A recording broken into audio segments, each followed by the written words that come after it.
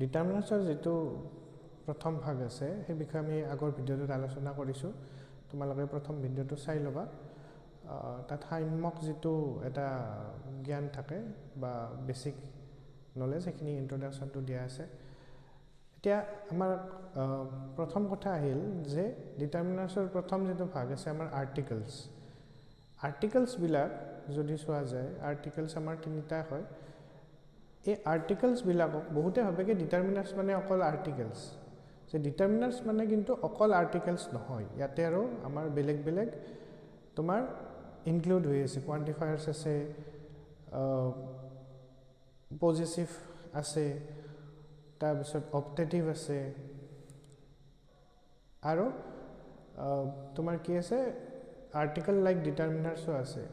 গতিকে আমাৰ বিভিন্ন ধৰণৰ তোমাৰ ডিটাৰমিনাৰ্ছ আছে ইয়াৰে ভিতৰত আমাৰ প্ৰথম আহে কি আৰ্টিকলছ আৰু বহুতে ভাবে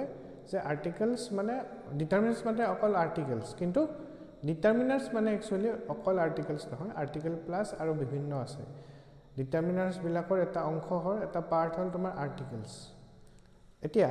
আৰ্টিকলছৰ বিষয়ে ক'ব গলে আমাৰ আৰ্টিকল সাধাৰণতে তিনিটা থাকে তোমালোকে জানাই আগৰ ভিডিঅ'টো এই বিষয়ে আমি আৰ্টিকলছ তিনিটা লিখিছো তো তিনিটা আৰ্টিকলছ কি এ এন আৰু দা এই তিনিটা হল আমাৰ আৰ্টিকলছ ইয়াৰে তোমাৰ এ আৰু এন যেটো আছে এ আৰু এন টো তোমাৰ ইনডেফিনিট আৰ্টিকলছ বুলি কোৱা হয় এই দুটা ইনডেফিনিট বুলি কোৱা হয়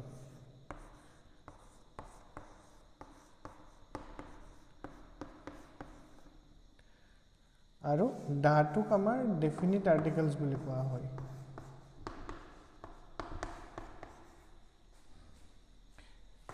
এতিয়া তোমালোকে ভাবিব পাৰা যে দুটাক ইনডেফিনিট বুলি কিয় কোৱা হয় এটাক ডেফিনিট বুলি কিয় কোৱা হয় এই তিনিটাৰে কিন্তু ব্যৱহাৰটো সেম এই তিনিটা তোমাৰ এই তিনিটা বস্তু কিন্তু অকল এটা বস্তুৰ ক্ষেত্ৰত ইউজ হ'ব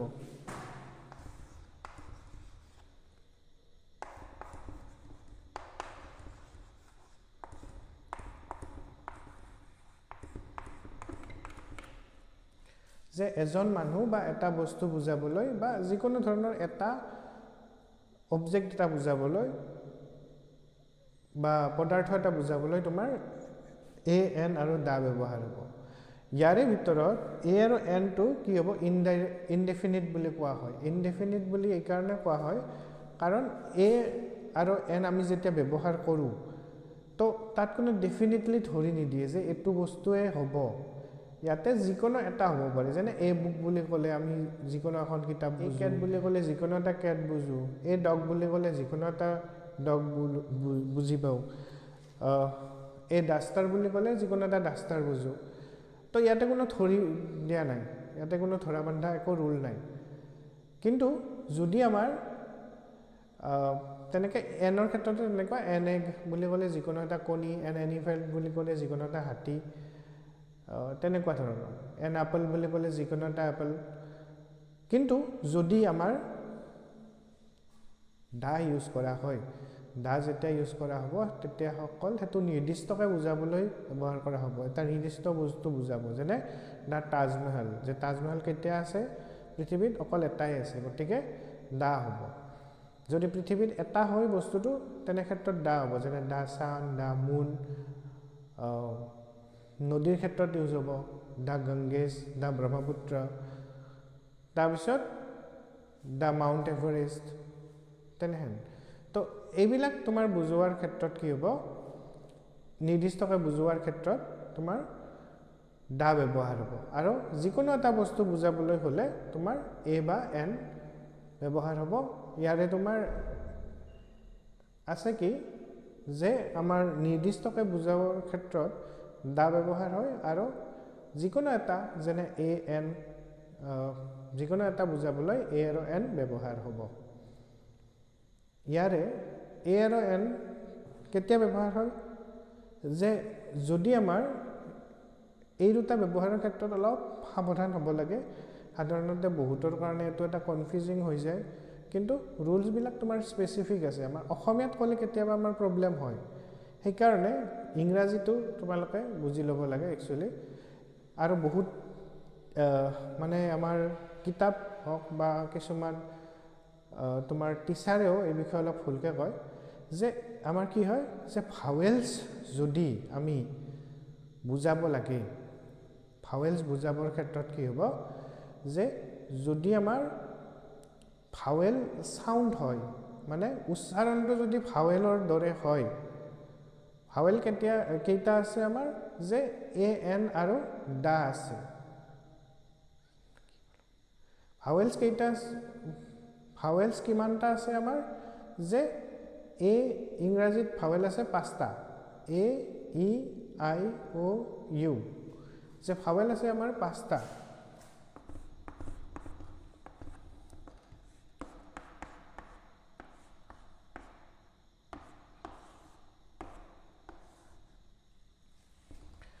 তো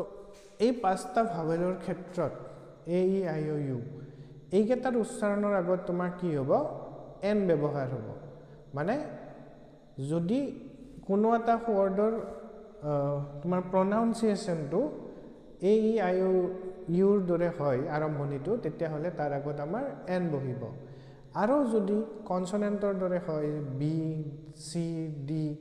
এইবিলাকৰ দৰে উচ্চাৰণ হয় তেতিয়াহ'লে তাৰ আগত কি হ'ব তাৰ আগত এ বহিব তো বহুতে আমাৰ প্ৰব্লেমটো ক'ত ফাঁচে যে যেতিয়া আমাৰ উচ্চাৰণৰ ক্ষেত্ৰত উচ্চাৰণটো ভুল হয় আৰু সিহঁতে কি কৰে ভাবে কি যে আগত যদি ভাৱেল আছে বা আগত যদি ভাৱেল ৱৰ্ড আছে তেতিয়াহ'লে তাৰ আগত নিশ্চিতভাৱে কি হ'ব এ বা এন এন হ'ব কিন্তু আমাৰ সেইটোৱে নহয় কেতিয়াবা কি হয় কনচনেণ্টৰ আগতো তোমাৰ এন বহিব পাৰে কেতিয়াবা ভাৱেলৰ আগতো এ বহিব পাৰে সেইটো উচ্চাৰণৰ ওপৰত ডিপেণ্ড কৰি হ'ব না কি তোমাৰ ক'ত পৰা মানে বাক্যটোৰ আগত কি আছে সেইটোৰ ওপৰত বিশেষ ডিপেণ্ড নকৰে বস্তুটো উচ্চাৰণটো কি হৈছে তাৰ ওপৰত ডিপেণ্ড কৰিহে সেইটো এ আৰু এন ব্যৱহাৰ হ'ব এৰ ব্যৱহাৰটো আমাৰ ক'ত হয় বা কেতিয়া হয় যে এৰ ব্যৱহাৰ আমাৰ কি হ'ব এনেই জেনেৰেলি কনচনেণ্ট যিকোনো কনচনেণ্ট ৱৰ্ডৰ আগত যদি তাৰ উচ্চাৰণটো কনচনেণ্টৰ দৰে হৈছে তাৰ আগত আমাৰ এ বহিব যেনে কি হয় যে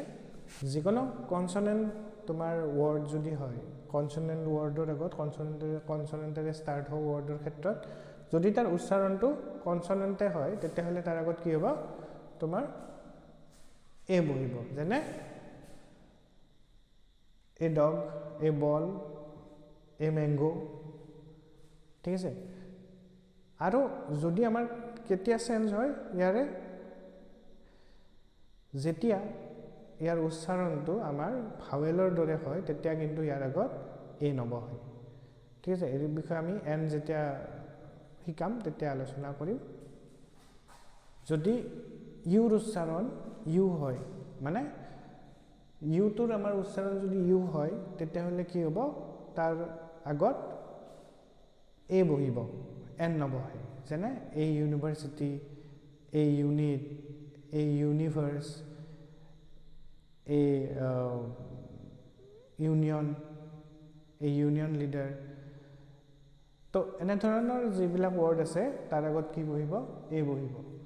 তো ইয়াতে ভাবিব পাৰা যে ইউৰ উচ্চাৰণটো ইউৱে হয় নহয় একচুৱেলি ইউৰ উচ্চাৰণ আমাৰ আও হয় যেনে আমব্ৰেলাটো যদিও ইউ লেখা থাকে তাৰ উচ্চাৰণটো আ হয়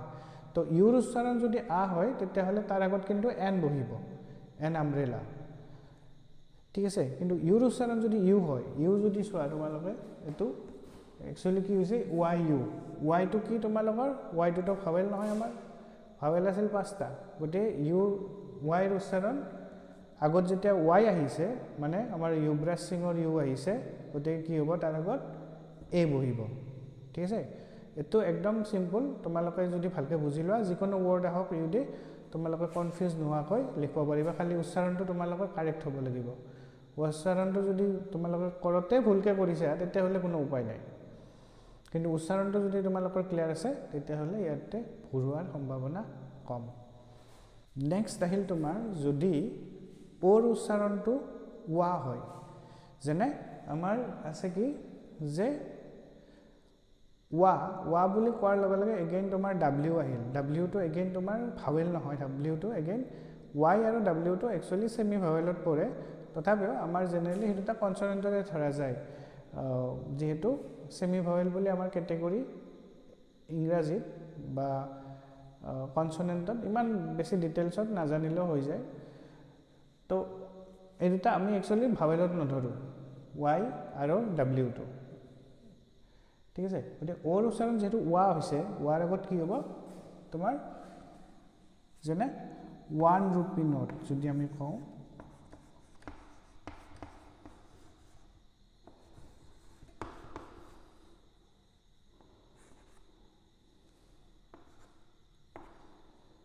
A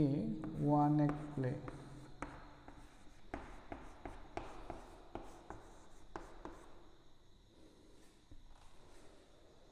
তো